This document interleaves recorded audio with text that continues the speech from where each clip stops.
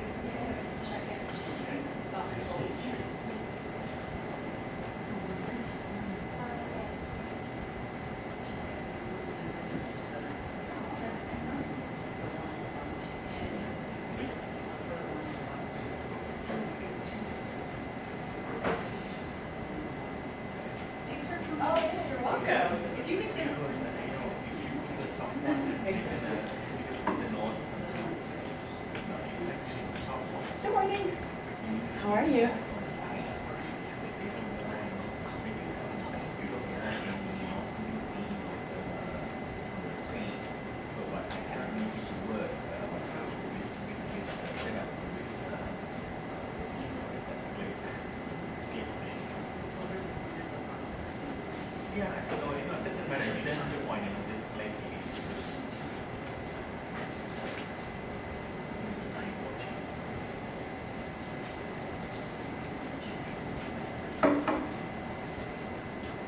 Okay, so thanks again for everyone who's joining the Tourette Association for our workshop today. I'm going to introduce Marge Henning, who has worked as a school-based occupational therapist for over 20 years.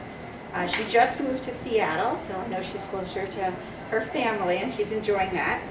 But before all of that, she evaluated and trained individuals with learning and physical disabilities at the University of Buffalo Center for Assistive Technology, of which I will pick your brain later on that.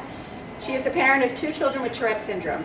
Marge was involved with the Greater New York chapter of the Tourette Association for almost 30 years, and we are hoping she's going to do the same thing for us on the West Coast. So it is my pleasure to introduce her, and thank you so much for this really interesting topic.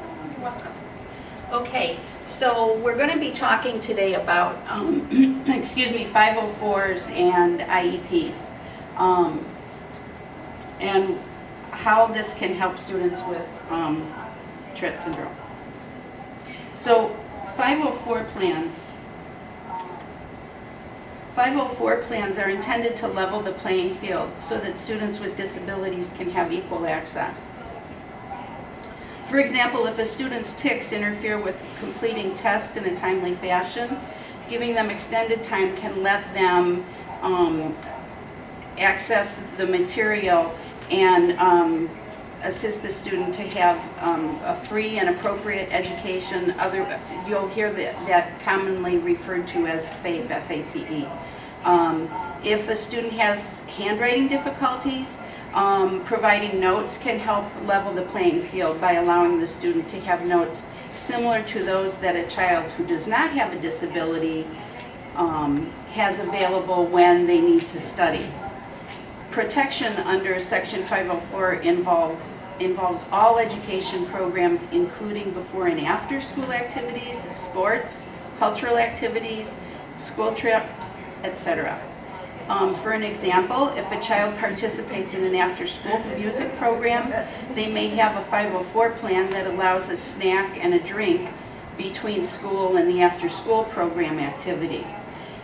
We might provide headphones if the activity that they're involved in is a little too loud for them and they're having difficulty handling the noise and commotion.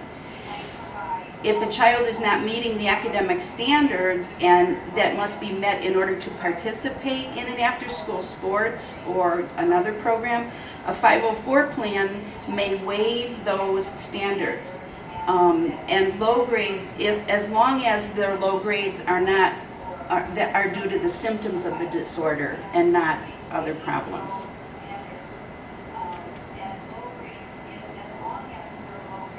Some of the common explanations that parents are given for why they were denied a 504 are that the child received high scores on the evaluations that had been given. The child is passing or getting good grades. There's students in the school that have much more worse disabilities, so your student doesn't really need this support. And many schools also think or say, we don't have to provide the best education, we just have to provide an education, and they need, and that's what we're doing. So what we're going to look at now, though, is what a student's true ability is. Section 504 states that students may be eligible regardless of their intelligence. So it doesn't hinge on an IQ. Too often parents are told that their child does not qualify because they scored too high on the assessments, or they're too smart and they don't qualify. This speaks directly to that misinformation. So they qualify regardless of their intelligence, and if the disability results in students being unable to fully demonstrate their ability.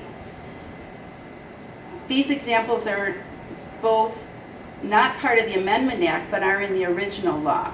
They are extremely important because students with TS are included in this presentation. A parent would want to look at the psychoeducational evaluation or ask that one be conducted. This can be requested and provided for either an IEP or a 504 plan to see if there is a discrepancy between any of the categories evaluated. So does the student test well on evaluations, but their school performance is way out of line with what they should be able to produce. So additionally, you'll want to determine if there's a discrepancy between the student's abilities and their classroom performance. And you need to look at their overall performance throughout the day, all day, and even then getting homework done at night, because that's usually where we see a lot of difficulties come up for students. If a physical or mental impairment results in substantial limitation or one of the major life activities, the student is eligible for a 504. So there's three important phrases here: substantial limitations, one or more, and major life activities. And we're going to look at each one of those now. The Supreme Court decisions have resulted in schools inappropriately using significantly as the measure instead of substantially limit, as was intended by the Congress when law was originally written. This act makes it clear that the intent of the law is substantially. Webster's definition of substantially is that something is real, actual, or true, while the definition of significant is of utmost importance. So if your child is having substantial difficulty, they qualify for, they're eligible for a 504. The question needs to be asked whether the symptoms actually limit and interfere with a student's right to a free and appropriate education. If it does not have to limit in a manner that is of the utmost importance. The Act clarifies that the limitation needs to be real, but not of the utmost importance. So are they really limited?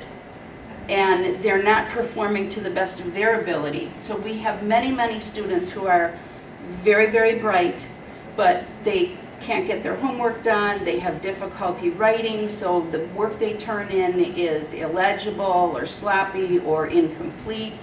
And the problem that comes up is that it then looks like the student is, and with Tourette kids it's difficult because we have the waxing and waning of symptoms, so sometimes they're on and sometimes they're off. They can be better during one part of the day than another part of the day, but it will look to educators and parents like the student might be manipulating or controlling a situation, or they're being lazy. And the lazy part makes me crazy because students want to do well. They're in front of their peers, they want to be on a level playing field with their peers. They don't come to school every day looking to get out of work. There's a reason why they're not able to produce the same level of material and usually equal to what their ability is. There's something that's holding them back. So there have been additions to the list of major life activities in the 2008 amendments to the Act. And this is actually one of the major changes in the amendment that most benefits our students with Tourette. Proving that the symptoms of TS limit a major life activity is sometimes difficult to prove.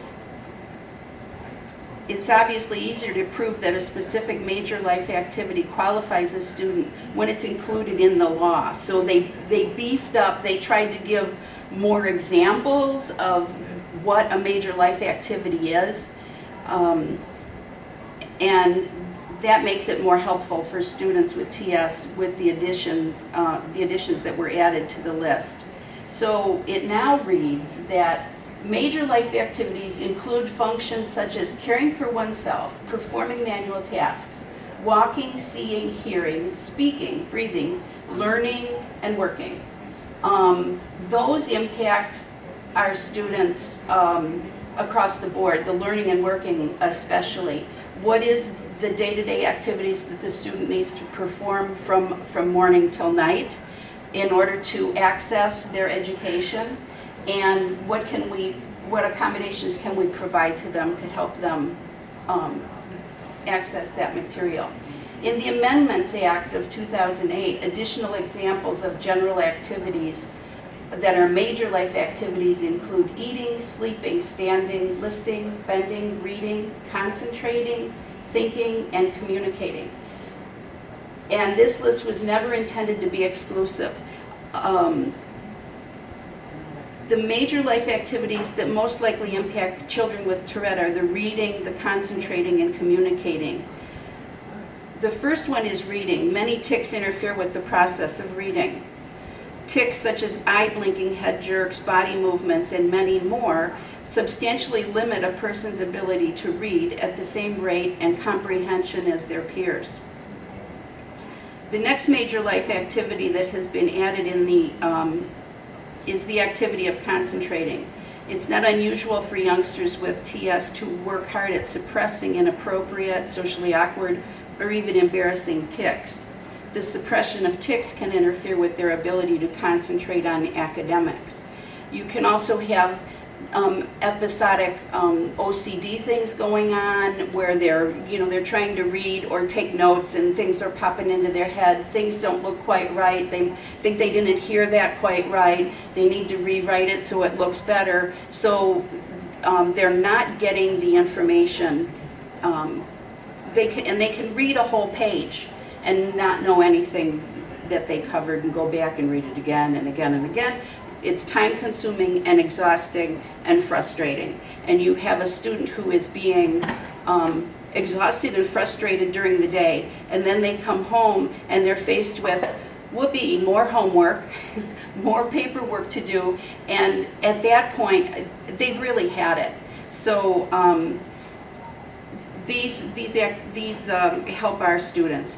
Lastly, the communication piece. Vocal tics interfere with verbal communication, and they're very commonly related to a disability called dysgraphia, which can significantly limit a student's ability to communicate in writing. So we need to look at the symptoms of commonly related disorders like the obsessive compulsive disorder, attention deficit, sensory issues, and others that can interfere with a student's ability to read, communicate, and concentrate. So you need to be aware of what are the other things that are going on. And schools aren't well versed in Tourette, and they might think, well, I saw Tourette on TV, or I worked with a student with Tourette. No two cases of Tourette are the same, and your child is not going to be the same from day to day and week to week and year to year. You're going to have the ups and downs, the waxing and waning. New tics will take the place of other things, new OCD issues. So being aware of everything that can be going on with your child helps you to advocate for your child, talk to the teachers and the school and say, these are the things that are interfering with the ability to access the education. The list of major life activities has been expanded, but it was always intended to be illustrative. It was not intended to be all-inclusive. An activity not listed may also, something that they haven't listed could also be a major life activity. So just because it isn't in this listing, it doesn't mean it's not a major life activity. A recent study that was done at the University of Buffalo looking at an occupational therapy student did her master's thesis on the ability to perform functions of daily living. And the questionnaire showed that Tourette symptoms impact all areas of activities of daily living. So you can pretty much find something that is impacting your students' functioning. An impairment can limit one major life activity and still be considered a disability. It's really important for students with TS because students have symptoms that interfere with reading, writing, concentrating, thinking, or communicating, but the student is still able to maintain good grades. Too often students are denied because they're passing, maintaining good grades, or even earning high grades. We had a child who was very, very bright, a very high IQ, was able to do very high-level math and physics work, in high school was taking multiple AP physics courses, but still needed, at that point, he needed an IEP to provide resource room support for him because he was incredibly disorganized and wasn't getting the lab work done, the lab write-ups and the things done that he needed to complete the coursework. So they can be very, very bright, be doing very well in some areas, but not in the others.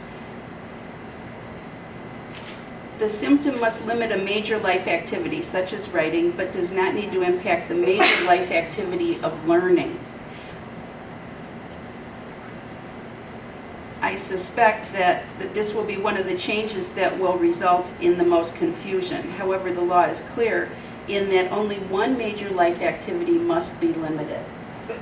So they could be having a trouble with communicating even though it's not limiting their learning. They still qualify.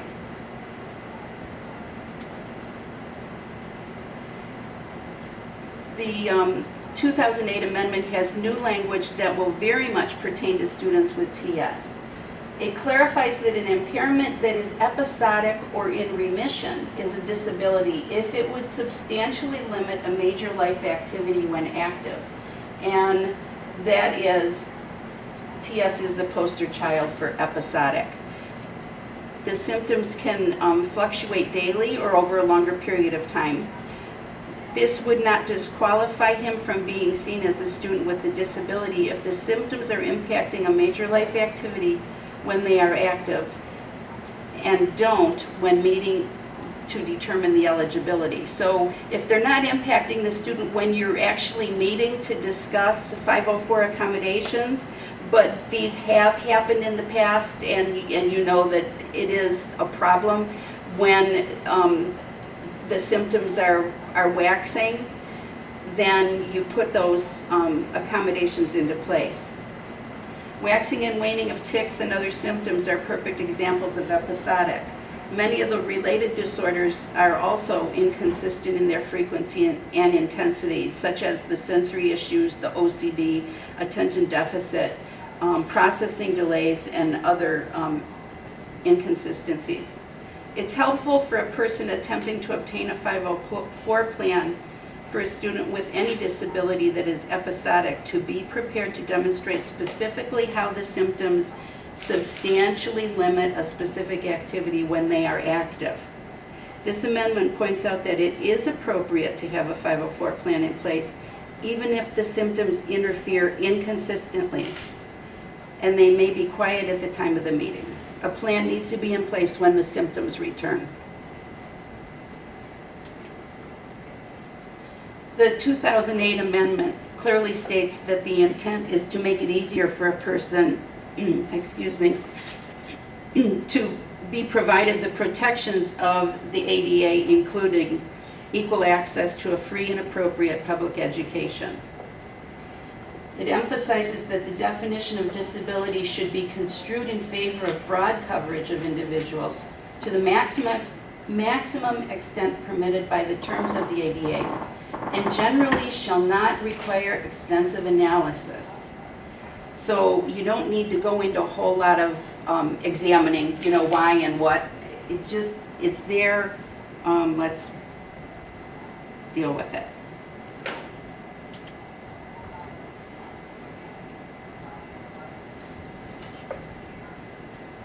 The effect of these changes is to make it easier for an individual seeking protection under Americans with Disabilities Act, or the ADA, to establish that he or she has a disability within the meaning of the ADA.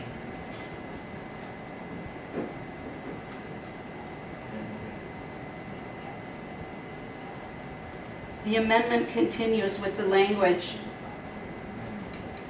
that significantly assists students with TS. So oftentimes parents and teachers will put into place accommodations informally. They know that the child is having problem getting all the homework done, so we do every other math problem. We know that doing seat work in the morning is a problem, so we give them only 2 pages to do instead of 5 pages. But if an individual with an impairment that substantially limits a major life activity should not be penalized when seeking protection, simply because he or she managed their own adaptive strategies or received informal or undocumented accommodations that have the effect of lessening the deleterious impacts of their disability. So even though they've been managing, things have been being handled, it doesn't mean that, well, then we don't need to address this now. You've handled it on your own, just keep doing that. Having a 504 in place offers you a little more protection. So if the symptoms are being managed by medication or strategies and the undocumented supports, they still qualify. If a student gets up, leaves the room to get a drink of water, the teacher allows the student to take a test in a quiet location, those are things that have been undocumented, but now we're asking that they be documented.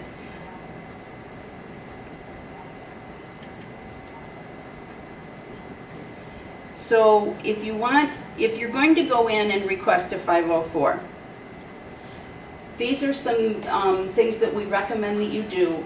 On the Tourette website, read TS is More Than Tics. Go over the Educator's Guide for Developing Plans for Students with TS and identifying common educational difficulties. I also recommend that you contact your state education department and request information for parents of students with disabilities. They have user-friendly language and a lot of information that will help you step by step get the services that you're looking for your student under the state guidelines. It's very important that anything that you do is put into writing and sent to the school.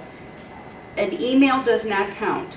So you have to submit a written letter requesting a meeting to put a 504 plan in place and to discuss the required accommodations or modifications.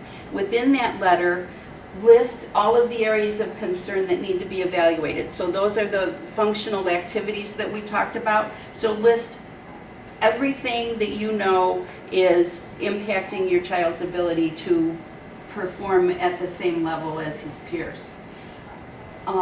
Well before the meeting, share 504 facts with the staff and one of the above with highlights for symptoms that impact your child.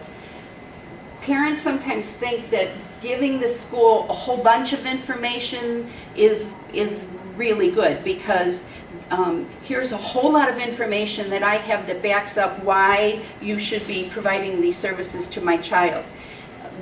It is too much for the school to deal with. So give them a short and sweet, highlighted bullet points as to why you're looking for help for your student.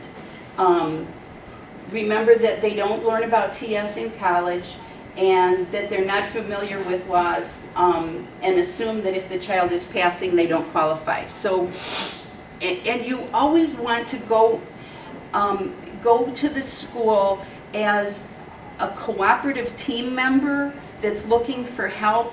You don't want to go in with your guns blazing and looking for a fight. The other thing that I can tell you is when you're meeting, when you're going to meet, find out how long is the meeting scheduled for and make sure that you keep to that timeline. Don't go over because a lot of times they have other meetings scheduled and you don't want to be a person that's dreaded. If you run out of time, request another meeting and make sure you show up a few minutes ahead of time. You know, be punctual, be polite, and dress appropriately. Don't come in your shorts and your flip-flops late to the meeting because you needed to stop to get your iced coffee, which was an actual event we had one time, and we were all there waiting, and the parents kind of breeze in, you know, about 10 minutes later, and it just doesn't set the tone real well. It doesn't look like you're really serious. So some common items that you could put onto a 504 plan, and this is not, these are just ideas, they're not, you know, this isn't all there are. Extra time to complete work or tests, working or testing in a separate location, reducing homework when possible, access to a computer, looking at seating. Sometimes, you know, sitting front and center is not a good idea. Sitting by the radiator is not a good idea. That's more distracting. Sitting next to someone who is annoying for some reason, you know, you kind of need to find the place that's going to be the most conducive for your student, and they're not all the same. Working out a sensory plan that the student can follow throughout the day. You know, chewing gum, candy, a water bottle, getting up and moving around, being able to go and speak with a safe person in the school as needed, and providing access to assistive technology, which is becoming more and more important and can eliminate a lot of difficulties that students are having. You can provide notes, and you can be creative as far as, like, you know, away from the heat source. Scheduling the students' classes, the more challenging classes, during the optimum time of their day. Some people think that the morning is always best. Some kids, because of the medications they're on, or sleeping problems they have, morning, they might be slow to get going. So you need to know when is your child at their peak, and then schedule those most difficult classes for those times. Sometimes eating in the cafeteria, it creates huge problems, and being able to go to a more quiet, controlled atmosphere might be more useful, and not get the child all ramped up and out of control for the rest of the day. So, you know, using a special writing utensil, one that will do a digital audio recording while taking notes, or a special grip on a pencil, special seating, being able to doodle while the teacher is talking helps students to concentrate sometimes. It looks like they're not paying attention, and they're actually, if they're allowed to do something like that, they're actually catching everything that's going on. If you're denied a 504, request a written explanation and put that in writing, asking for a written explanation of why your student was denied a 504 plan. Ask for additional evaluations or assessments that the school can do. You can also have outside evaluations done, but that's at your own expense. And then if you come up with additional information, such as if you have an outside evaluation done, you can ask for another meeting. And contact your area Office of Civil Rights, because this is a civil rights situation, and they may be able to help. Now, the difference between a 504 and an IEP. The 504 is a civil rights law, and it ensures equal access. It provides modifications and accommodations. It does not require special education services, although some 504 plans will allow for some special education services. There's fewer safeguards in a 504.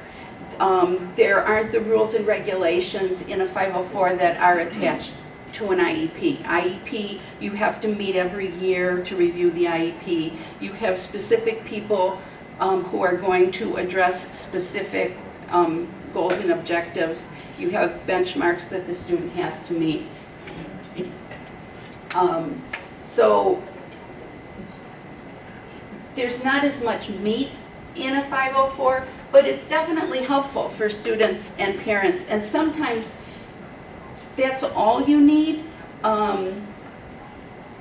Sometimes adding more special education services is not always the best thing for your child, because they don't want to be pulled out of class. And what we really want to do is, our end goal is to teach the child that they've got these difficulties, and what are the accommodations and modifications that they need in order to succeed. And we want them to learn to advocate for themselves, to ask for the help, to seek their own modifications. So an IEP, the Individual with Disabilities Act, or IDEA, requires public schools to provide an individualized educational program, and that equals special education services. And that can be resource room, it can be special ed teacher pushing into the classroom as a consultant teacher, it can be speech therapy, physical therapy, occupational therapy, counseling. It requires, an IEP requires assessment in all areas related to the suspected disability. And that includes health, vision, hearing, social emotional, general intelligence, academic performance, communication skills, and motor skills. So they are going to look at the whole child. Their educational performance must be impacted. And it's educational performance, not academic. So it is their performance in the educational setting throughout the day. Eligibility is not restricted to the child's academic performance.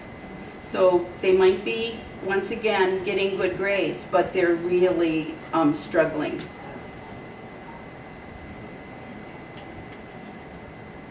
The Individuals with Disabilities Education Act, the main purposes are to ensure that all children with disabilities have available to them a free and appropriate public education. And it emphasizes special education related services designed to meet their unique needs. And prepare them for further education, employment, and independent living, which is what I was talking about. And we also need to be looking at transition services for students.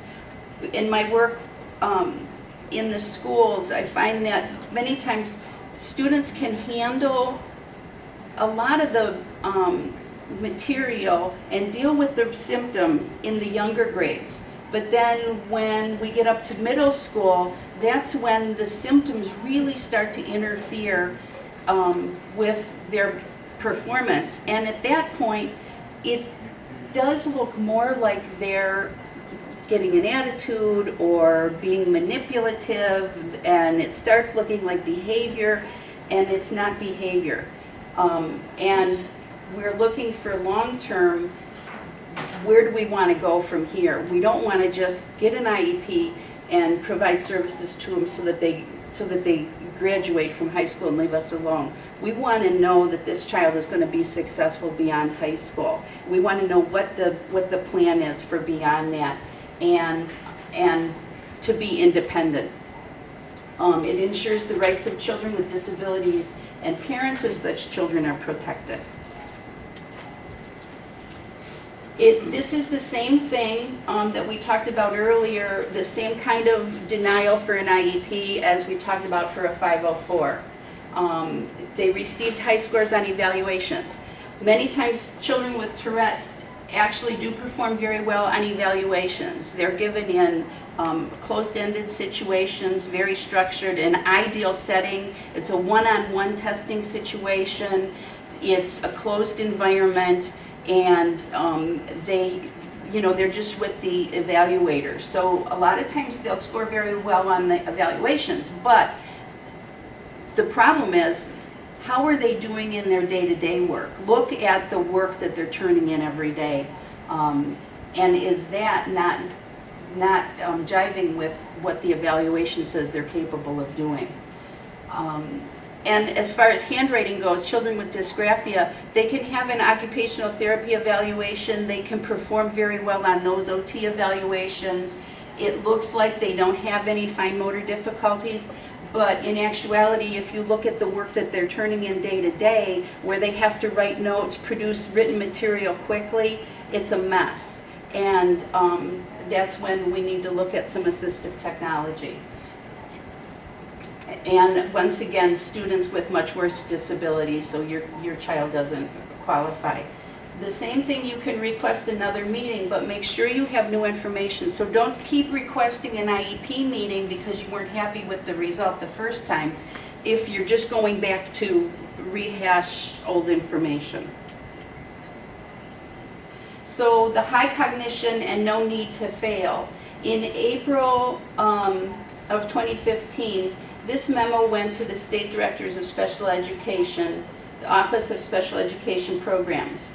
It remains the department's position that students who have high cognition, have disabilities, and require special education and related services are protected under the IDEA and its implementing regulations. So this is written down for you to use as support for your request. Children advancing from grade to grade, each state must ensure that FAPE is available to any individual child with a disability who needs special education and related services, even though the child has not failed or been retained in a course or grade and is advancing from grade to grade. So you can keep pushing the student through, but they're really struggling when they could be doing much better if they were given the supports.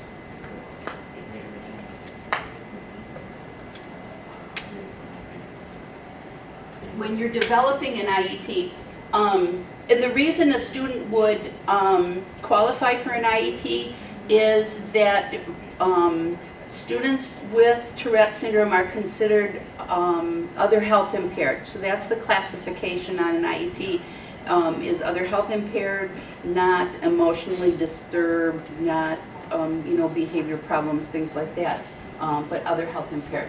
So when you're developing your child's IEP, the team, the IEP team, which we're going to look at who makes that up, first of all, you look at the strengths of the child.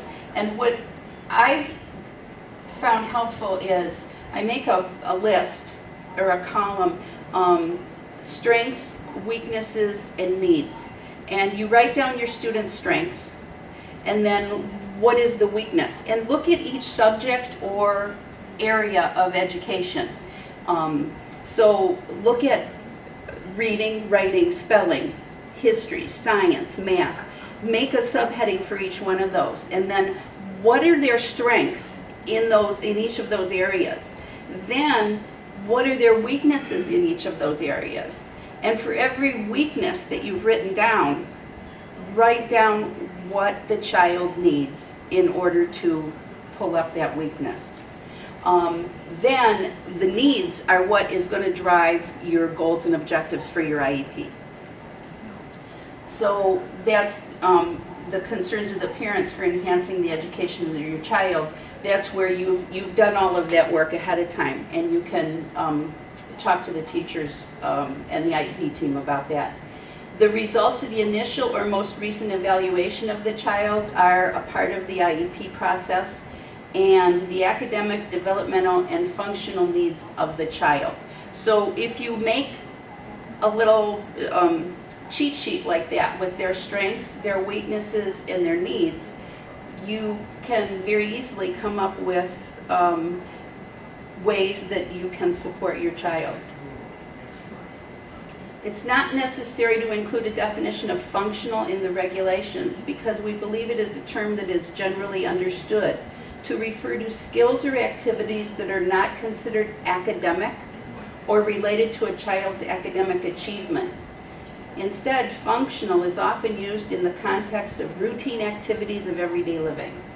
And Rights Law is a really, really good website that you should all go to. It provides a lot of information from beginning to end, going through the special education process, and they have a blog, and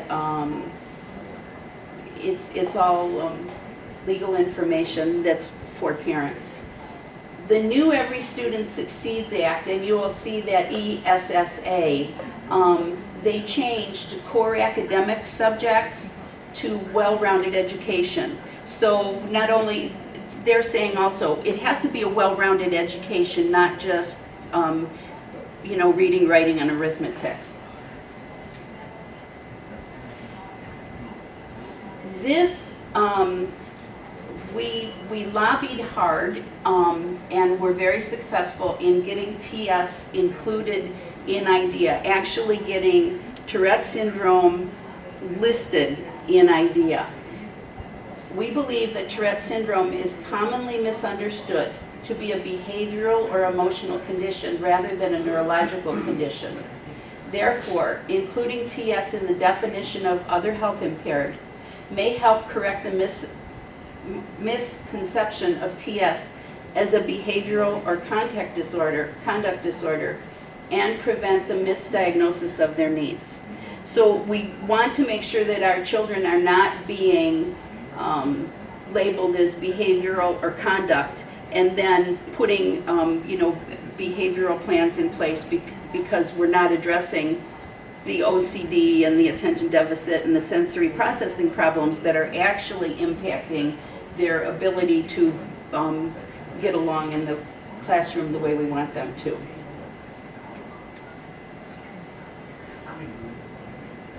To get an appropriate IEP, There's information on our website, and they've been working on the Tourette website. You can go and type in, areas that you're looking for. They have, pull down lists for parents, educators, physicians, students, adults, and but there's review the IEP essentials for parents at tourette.org.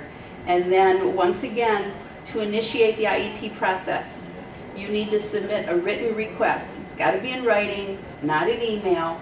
And you're requesting a complete psychoeducational evaluation assessment. The TSA website also has information on getting help at school. Request that every area of the suspected disability is included. So you want to make sure that in your letter requesting the psychoeducational evaluation, you highlight that you want these, you suspect that your student may have difficulty with, and then list, and it can include vision, hearing, health, social emotional status, general intelligence, academic performance, communication, and motor abilities. Some students have problems with, many students with TS have problems with sleep and getting enough sleep, and then the medications they're on make them sleepy during the day. So that is a problem that can be addressed, and try to provide, other areas that the child can succeed during the day. If they need a break, if they need to start later in the day, if they need to be able to do more off campus, something like that. Common indicators of related disorders.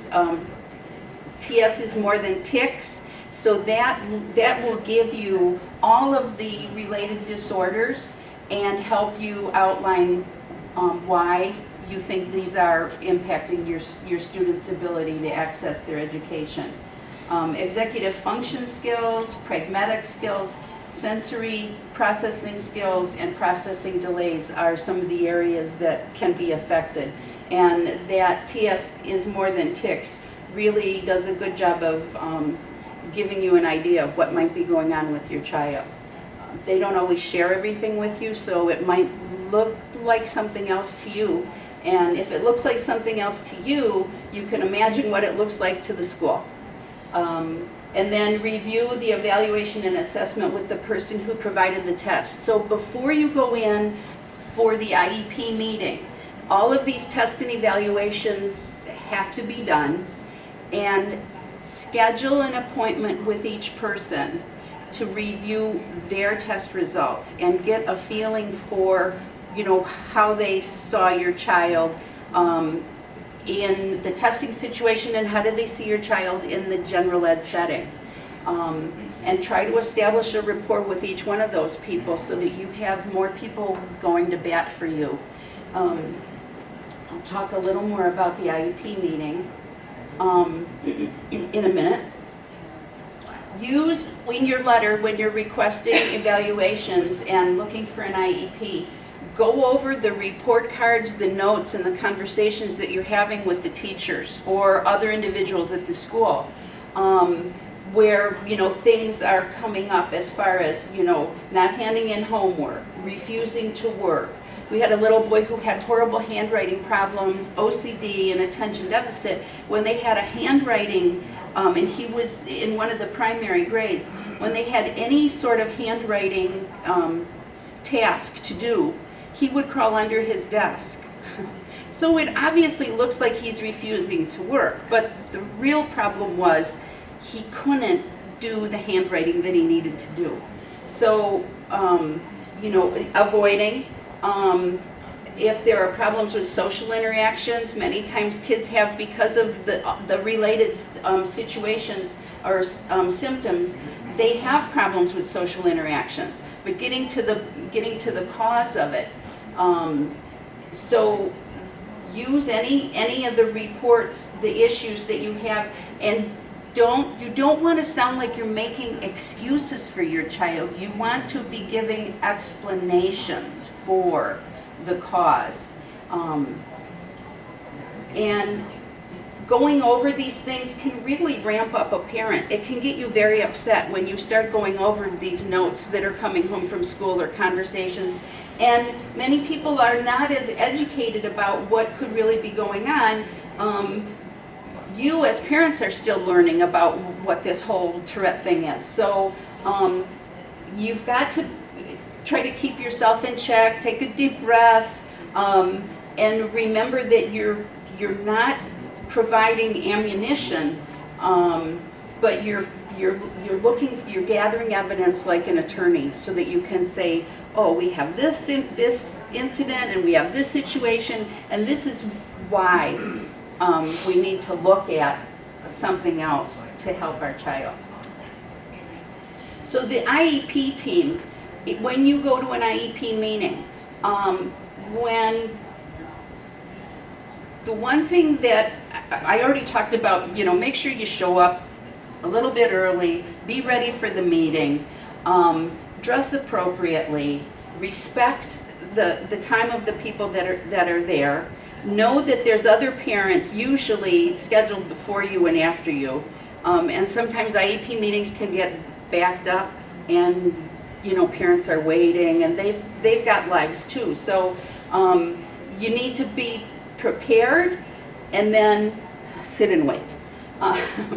But the IEP team, on that team, it needs to be at least one general ed teacher, one special ed teacher, any of the people who provide the services that your child was tested in, or if this is a review IEP, any of the people that are providing those services. So if they're receiving speech therapy, occupational therapy, physical therapy, those people are also at the meeting.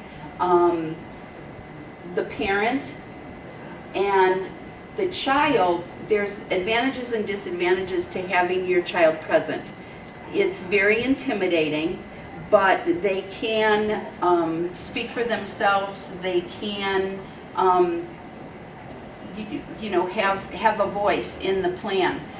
I always, when I worked with the older students in middle school, the first few sessions I would meet with them each year, I would go over their IEP with them as far as what our occupational therapy goals were, and I explained to them, this is a legal document that we sat down, and I name all of the people that were at the IEP meeting with your parents, and we all decided that this is the help that we need, this is what we need to do to help you do better in school. So that they understand that you're not just a person coming to annoy them, but you're actually trying to help them. And it really was impressive that they would look at that and think, wow, and I said, this is really important. Everybody here took the time to sit down and talk about what you need. And this is how we're going to do it. And we have to answer to your parents if we're not doing it. So, but having a child, it can be advantageous, or it can be a disadvantage if they're, if they have behaviors that aren't so wonderful, if they're a little bit younger, and they're interrupting all the time. So you need to kind of weigh that and figure it out. And then anybody that has expertise about your child. So if you've had an outside evaluation done, or someone from the Tourette Association may be able to come and advocate for you also. The one thing one parent said to me once is that she called the annual IEP meeting, she called it the Grand Inquisition. And she says, oh yeah, the Grand Inquisition. Parents are so intimidated by an IEP meeting. But I told her, please keep in mind that all of those people at that meeting are employees of the school district, and they're meeting usually in front of their boss. You're usually there with, the director of special ed, or, somebody in authority, an administrator in authority. So they're on their best behavior, and they want to make sure that they're doing everything right as far as the school goes, as far as the law goes, and as far as the interest in the child goes. So it looks very formal sometimes and stiff, but the parents really have a say and power in advocating for your child.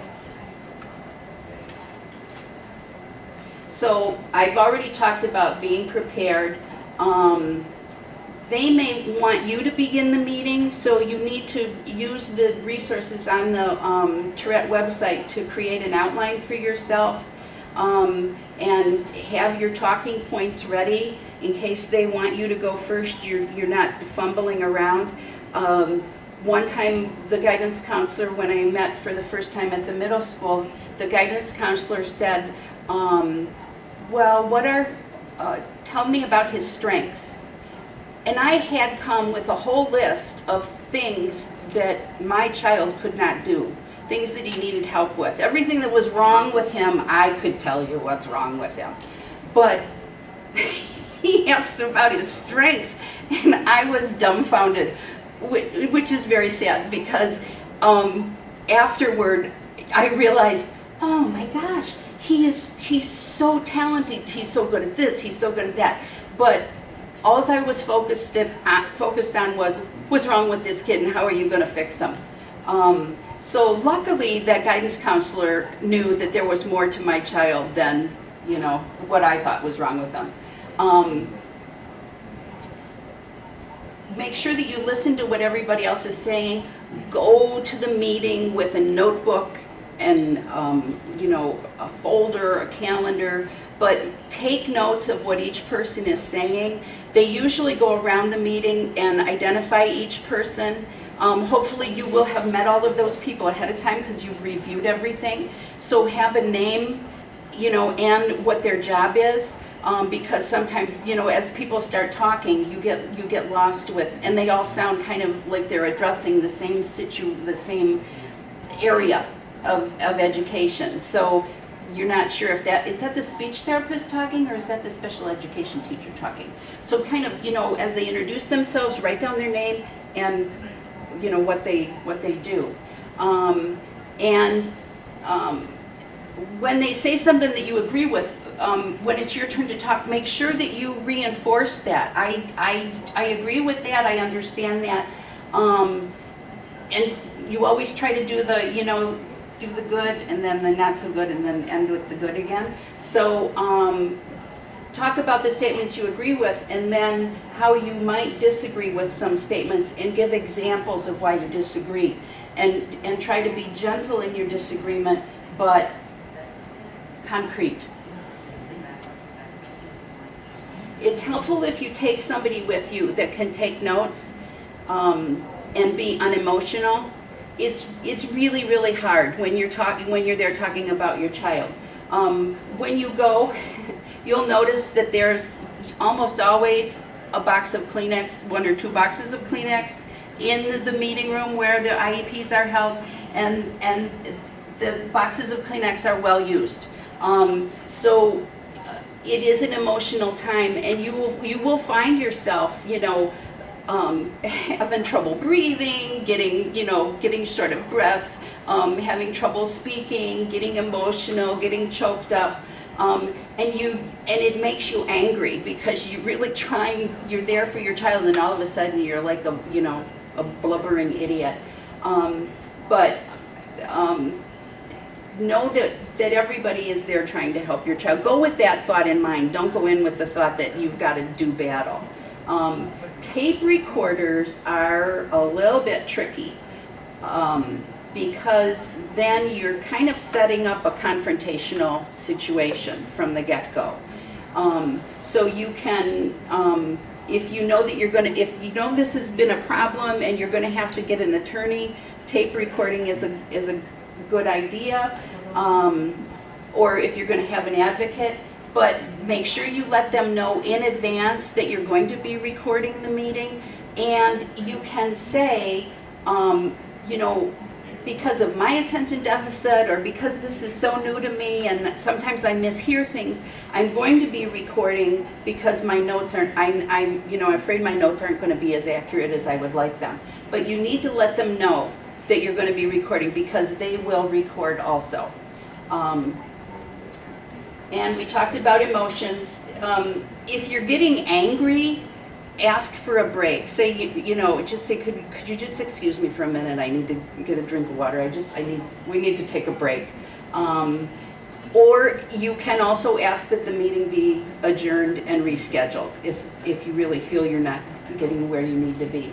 And tears aren't bad if it's because it's your child you're talking about. If it's tears of anger, like you're so mad you're crying, those aren't so good. So you can be sad, don't be angry and cry. Try not to interrupt when people are talking, and just take notes.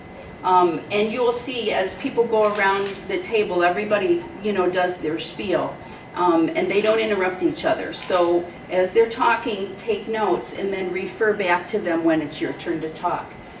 Bring documentation from the TSA website, but as I've mentioned earlier, don't inundate them. Just keep it short and sweet. Bring a copy for everybody present, but hopefully you will have done all of that when you've met with each of the people that have evaluated your child. And obviously, you're going to do that when your child is first diagnosed and you want to go talk to the teacher, talk to the school, give them a heads up. So a lot of this information I would hope that you have shared with people before this meeting. That's a better way to go. Another thing that I would want on a 504 or an IEP is an educational in-service for the classroom, for the peers, and depending, it can be the whole school and the staff, and it can be, a different presentation for the staff as opposed to the students. We have wonderful peer educators that can come in and talk to the students. But doing that and explaining to the students why, somebody is making noises or has to line everything up and gets upset if you move his crayons out of order, is much better than getting a phone call from the teacher saying, Johnny threw his box of crayons across the room, So doing that ahead of time is very helpful, and putting that in to the IEP or 504 so that every year you're educating the peers. And we have had schools that when one student is diagnosed with Tourette, they have had us come in and do a presentation to the entire school. They bring all of the kids into the auditorium or the gym, and everybody learns about Tourette. And usually then there's a couple others that are identified. It's a good thing. After, at the end of the meeting, you want to summarize what has gone on, and if people are going to do something, and they say that they're going to check on that, they're going to reevaluate this, or they're going to take another look at something else, make sure that you write down who is going to do what and when, or and why, and then you have that documented. Make sure that you thank the people that are there. Thank them for their support and their time, and make sure that a date is set for a follow-up meeting. If that's that things happen, you've got to come back and address some other situations. And if it's appropriate, send a thank you letter, including your summary of what you believed was discussed and decided. Some of the IEP accommodations or modifications, some different kind of things, and this is really not limited, but we talked about, extended time, testing in a separate location, copy of notes, checking the backpack at the end of the day, having somebody check the locker. As an OT, I did a program with middle school students. I met with them before school, which was better than pulling them out. Middle school is very difficult to schedule pull-out services. So the parents brought them in twice a week for a session before classes started. And we would, they would get to eat while they were with me, so that kind of helped ease the pain. But we did assistive technology, we worked on computer and keyboarding skills, we worked on their organization, getting all of their folders and binders organized and their homework organized, and we also worked on their lockers and backpacks. So we went and looked at, you know, how does each child want their locker organized, and then once a week taking a look at, do we need to clean it out, do we need to move some things, do we need to offload stuff at home. So setting up organizational systems for the child is helpful. So those are all things that can be addressed either in a 504 or an IEP. Look at where the child needs to be sitting, and in different rooms it's different locations. I had a college student that I evaluated who talked about he couldn't concentrate on the lecture because the student sitting next to him was wearing corduroy pants. And the noise of the corduroy pants was interfering with his listening. And I never realized that corduroy pants makes noise. But this boy heard corduroy and he was missing the lecture. So for those kind of situations, assistive technology where the lecture can be recorded, and there is a lot of assistive technology out there. You know, those kind of things. So listen to what is your child having difficulty with. Access to a computer or other devices, reduced homework. Many times the kids are bright enough that they really don't need to be, the homework becomes busy work. So, and sitting down and handwriting more stuff when they're exhausted, sometimes it's acting as the scribe for them or having a scribe. We had one student who went to middle school and we did manage to get her a personal aide, and one of the jobs was to be a scribe, but she scribed only when this girl needed the scribe because of the waxing and waning. She didn't always need her notes taken for her, but you know, at times she did. But the other thing the scribe did was she always made sure that the student had all of the assignments written down correctly and made sure that everything was going home to get done and then was coming back. So there was that person. And it really, you know, that was a cost savings really to the school district because it was just the person, you know, working with that child and teaching her the skills that she needed to do. Doodling, sensory items and strategies, being able to leave the class early or later than the other students, or coming into the classroom a little later. But then we've run into problems where students would get up, they'd be allowed to leave, or they'd be allowed to come in late. And then we found one student who was having trouble in math class. So as soon as he got into math class, he would ask to leave math class. And then he would stay out of math class longer and longer and longer. And oh my goodness, he's not doing well in math class now because he's never there. So then we had to figure out why are you, you know, leaving math class, and put those supports into place for him.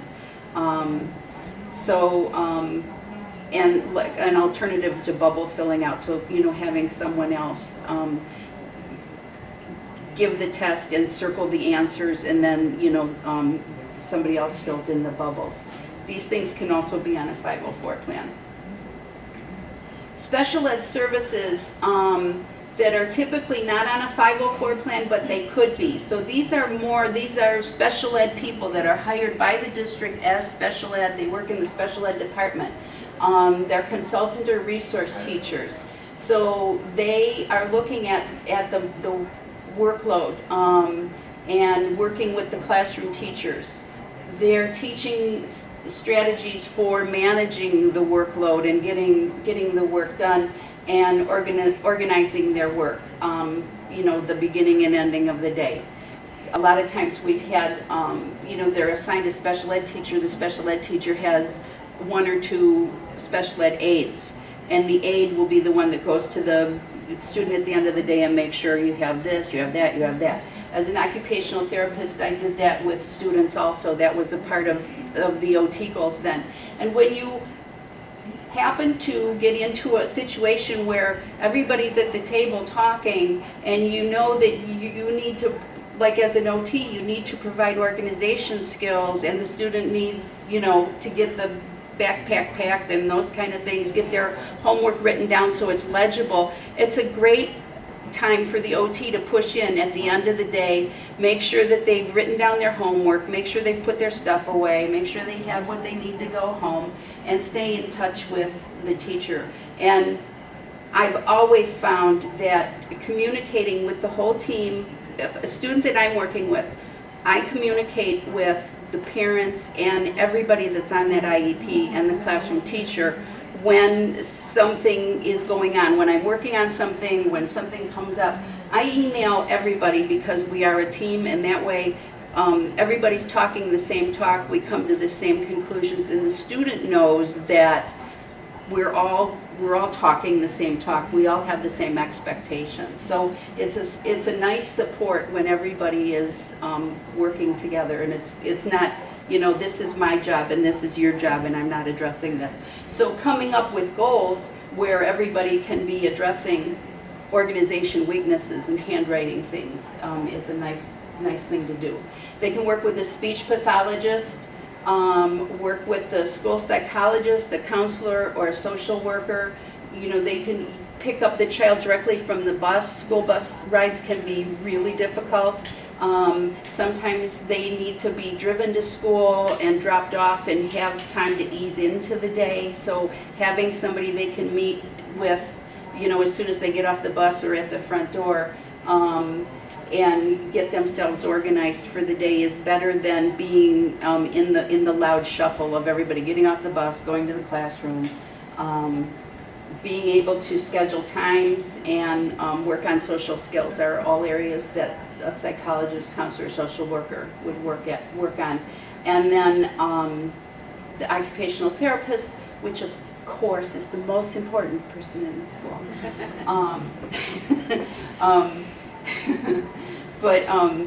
And I just. But we can work on an individualized sensory plan. So many parents will say, oh, and this is across the board with all sorts of disorders, but oh, my kid has sensory processing disorder, or any of the other situations that our kids might have.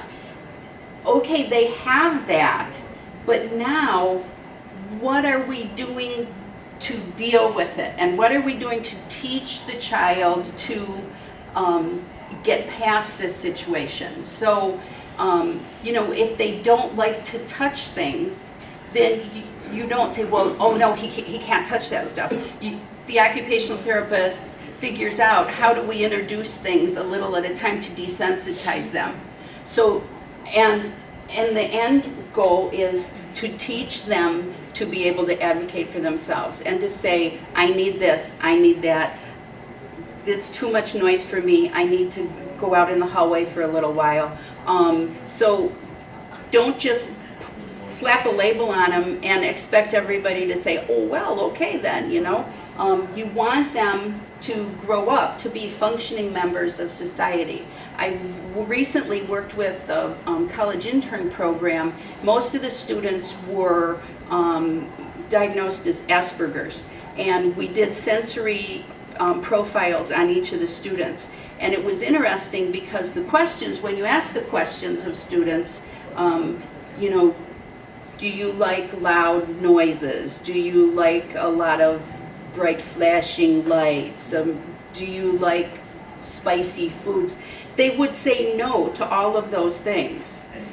But in reality, they had already engineered their lifestyle to avoid all of those things. And they were living in a very sequestered lifestyle where they weren't exposing themselves to anything where the general population is. So We don't want that for our kids. We want them to recognize, I'm so sorry. We want them to recognize that they do have some difficulties, but this is what you do to accommodate and adapt to them and to get over them, you know.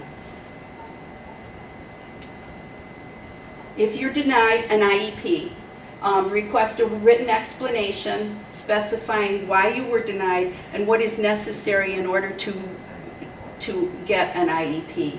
Request in writing additional evaluations and assessments if you feel they're appropriate. If you have additional information, request another meeting.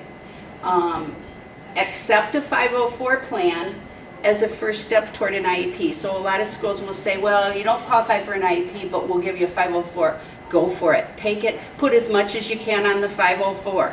504s are not monitored usually by the special ed department, and it's somebody else in the school. It might be the principal. It might be, a counselor. But go for a 504 if you can't get an IEP. If it's really serious and there's some serious problems with the child being, you feel the child is being, I don't want to say mistreated, but being ostracized or reprimanded for things that are really due to the Tourette symptoms, then you can ask for mediation, ask for an impartial hearing. Impartial hearings are tricky because you're going to require an attorney to do this for you. It's a big step and it costs a lot of money. And if it's found, if you lose, in some states, if you lose the impartial hearing, you're forced to pay the school's attorney's fees. Contact your local agency for assistance. There's parent information centers, protection and advocacy, learning disability, and also, once again, before you did all of this, you should have contacted your state education department and asked for their information for parents on students with disabilities. I know in our state, when a parent was receiving special ed services for the first time, the chairman of the special ed committee gave the parents the booklet, so they are available. These are just resources that are on the Tourette website, and there's just a ton of information that you need to do your homework, familiarize yourself with the information, and become very fluent in this new language that you're now speaking because you have a student with Tourette. And then these are more resources in addition to Rights Law, which I already talked about. These others are government websites with information that are really excellent. And that is the end of that. Are there any questions? Is this presentation going to be on your website? It is on the website. They've live streamed it, and And then it'll be uploaded onto our YouTube channel and okay, so it'll we'll be, send it to everybody. yeah, it'll be uploaded. And one other thing I want to mention is we are in the process of finalizing a questionnaire for what is known as twice exceptional, where students they need special ed services or supports, but they're also very strong in some area. And so it will be mailed, it will be sent out to our email, to our membership. Please watch for that. Encourage anybody that you know, any parents of children with Tourette, please encourage them to complete the questionnaire because it will help us advocate for the twice exceptional. Do we have any other questions? Yes. Is the school district required to use a private assessment if you do a private neuropsych assessment? If you bring in a private neuropsych assessment, are they required to use recognize it? I believe that is the case. If it's not the case, we can correct that on the website, but I think that that's the case. Another question? Yeah, have you ever heard of an accommodation where it's been accepted the child either comes to school a little late or leaves a little early because of their timing, their optimal attention span? Have you heard of that being allowed? Yes, we've done that, and we've also had students with school phobia and OCD issues that really were creating problems, so that they were allowed to come in later or leave earlier. Actually, we had a student who, in some classrooms, he was having trouble, and they set up a Skype situation for him in another room in the building. And we've also had them where they're working from home and they have the computer, between the school and the classroom. So yes, those are accommodations that have actually happened. So it needs to be agreed on beforehand and maybe written into the IEP or the 504, and then move forward with Yes. that accommodation. Yeah, okay. And it can be, make sure that it's, once again, you want your child to get past whatever the situation is. You want them to try, try to get past this. And usually, working with other counselors can help, but putting those things in place. And a lot of times, a catch-22 for our kids is you can put accommodations in place and then they don't need them because the anxiety and the OCD of not being able to finish on time or having to get there at a certain time kicks in and they can't do it. But once they know that they don't have to worry, then that worry is turned off and they can just get through the day without the problem. But knowing that that safety net is there is important. Other questions? Do we have any from? I just want to add something. At the end of this month, we're actually, thanks to funding from the CDC, we're producing 2 really comprehensive toolkits. One is for parents, and there's a whole section on education, and that'll be available probably early next month as a physical folder that you could pull sheets out and bring it to your school. But even before that, it'll be available on the Tourette.org website where you can sort of download, like, what I need to talk to teachers about, or what do I need to talk to the doctor about, things like that. So that's coming really soon. So it's sort of meant to, like, pull things out, and as you need them, go to the classroom. Are there any other questions? I think that I've covered it all. So please just give me your evaluations on the And people that are still watching, please make sure you go to the evaluation because this is how we get our CDC funding, so it's really important. Excuse me, we have a question from the live stream view. Oh, So, right. would you want me to read it out loud? Yes, yes. Okay, so,